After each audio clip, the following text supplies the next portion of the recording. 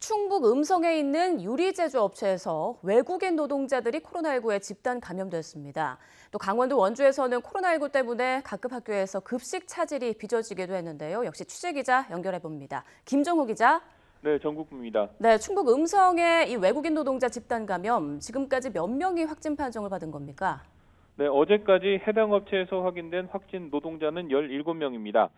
이 가운데 한 명을 빼고는 모두 외국인입니다.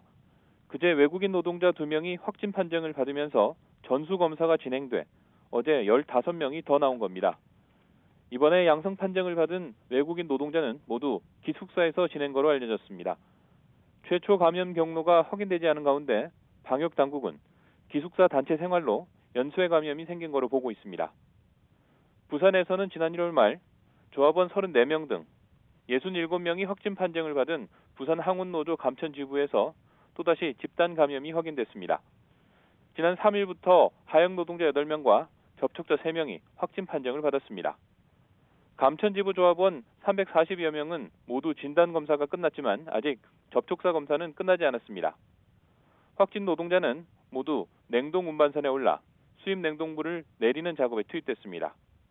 러시아 선박에서 감염이 시작된 건지 아니면 국내에서 바이러스가 퍼진 건지 아직 역학조사 결과는 나오지 않았습니다. 강원도 원주에서는 코로나19 때문에 초중고등학교 급식에 큰 차질이 생겼습니다. 학교에 식자재를 배송하는 원주푸드종합센터 직원이 확진 판정을 받으면서 벌어진 일입니다.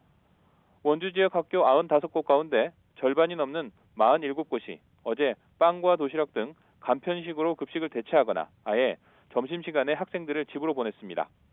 다행히 푸드센터 나머지 직원에 대한 코로나 진단검사는 모두 음성으로 나와 식자재 공급이 재개됐습니다. 하지만 확진 환자와 밀접 접촉한 조리사가 자가격리에 들어가면서 학교 한 곳은 당분간 학생들에게 도시락을 제공할 예정입니다.